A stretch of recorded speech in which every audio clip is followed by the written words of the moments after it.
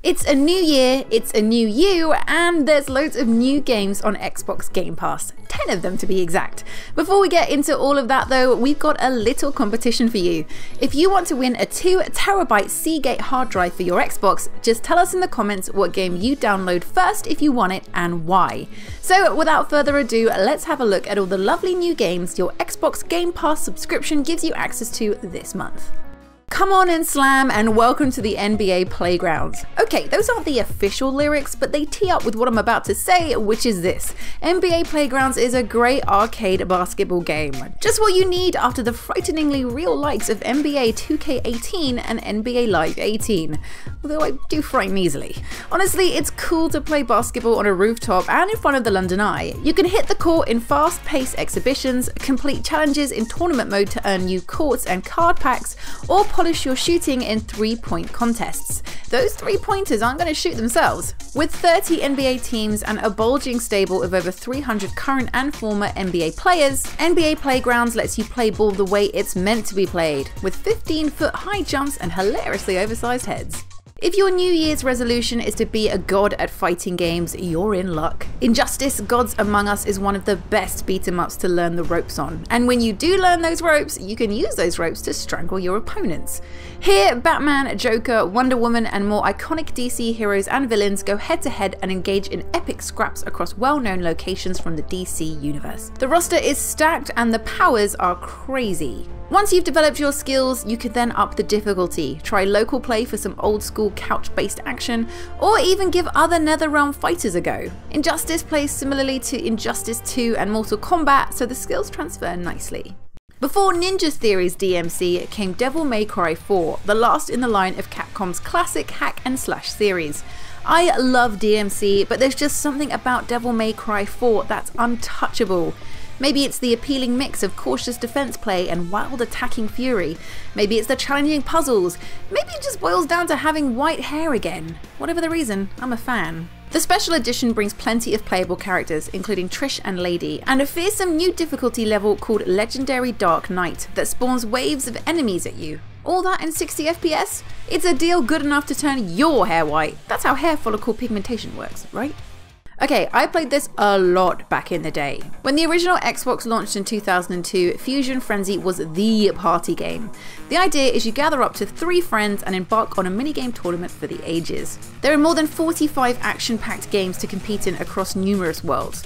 Colosseum has rolling ball and ice car minigames for instance, while Downtown has fireworks and music minigames. You play 3 minigames in each world, and after that you have a chance to bank all the orbs you've earned or bet them on the next game. My favourites are Twisted System, where you run on a spiralling track, jumping or ducking to avoid the rods as the speed gets faster, Mystery Beat, where you create music beats for others to mimic, and the incomparable Sumo, which is all about bashing other players off a tiny platform from the safety of a big metal ball. It's just still a super playable game, and it's in HD too. Hey, there's a reason Xbox decided to bring out a retirement. What was meant to serve as a prologue to Metal Gear Solid The Phantom Pain is actually a great game in its own right. Set in 1975, you play hardened Special Forces man Snake as he infiltrates an American black site in Cuba to rescue a few key people. A black site, if you don't know, is a place where experimental, highly classified military projects are being developed. It's all very hush-hush. While short and taking place in a single location, Ground Zeroes is a game designed to be played over and over. There are loads of things you can do in Camp Omega, from quietly taking out everyone like a lethal strain of man flu, to loudly listening to the cassette tapes you found along the way. There's also a hidden Hideo Kojima to find. After completing the main mission, you'll unlock 4 side ops missions, in which you must eliminate certain targets and obtain classified information. Playing a game over and over and trying something new each time? More like Groundhog Day Zeroes. In my opinion, there just aren't enough games set in Seattle, especially not in an 80s Seattle overrun with zombies. Deadlight is the game we deserve, a cinematic survival platformer set way before the time of Nirvana and Frasier.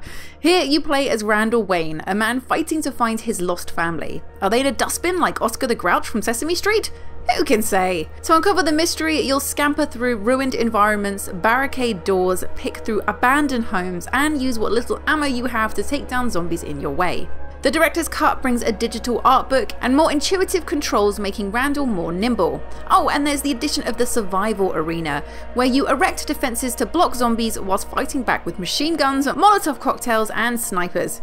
Good night, Zombie Seattle. We love you. The re-release of Zoo Tycoon lets you love your animals more than ever before. Not in a creepy way, just like normal love. You get to build your own park and fill it with over 200 slithering, galloping, crawling beasts, then demand money from punters who want to gawp at them. Gawp away, people. I'm getting paid. I don't care. To tell you the truth, I like gawping just as much. The bespoke animation on your zoo's inhabitants is crazy good and just so authentic.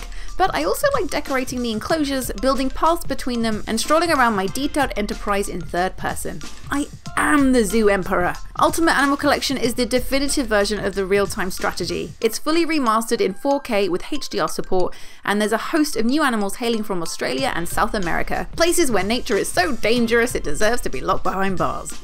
This month also brings us a hefty dose of speed in WRC5 World Rally Championships. Or if you're me, a hefty dose of clip the snowbank and flip over onto your roof and completely wreck your car. In any case, WRC5 features 13 different countries, including Mexico, Australia, France, Spain and Wales, and over 50 officially licensed teams and drivers. That means the chance to race guys with names like Johan Russell and Quintin Giordano. Watch out for them, but also keep an eye on the variable weather, different lighting conditions and dynamic terrain. But mainly keep an eye on Johan Russell and Quintin Giordano. They're coming for you. It's everyone's favourite game starring the witch who transforms her hair into medieval torture devices. If you missed Bayonetta the first time round, you're in for a treat, because she can do more than that. How does guns in her heels, a lightsaber and a whip that channels a pink-purple serpent demon sound? Between stages, our deity-smashing heroine visits a shop in the underworld and purchases new weapons and moves. Before you know it, you'll be bashing up angels in the gates of paradise, fighting off foes from atop of a lorry speeding down Route 666, and dancing through hell itself. It's blinding fast and bloody brilliant. Bayonetta is simply one of the greatest hack and slash games ever made, and now's the perfect time to pick it up. The 10th and final game hitting Game Pass this month is Tecmo Bowl Throwback. The throwback being a move you should never ever do in American football. Trust me. Everyone just gets mad at you for some reason. First released on Xbox 360 in 2010, Tecmo Bowl Throwback is based on the 1987 classic, and there's plenty to make it worth picking up today. Like NBA Playgrounds, it's a breezy arcade experience that boils its sport down to its core elements.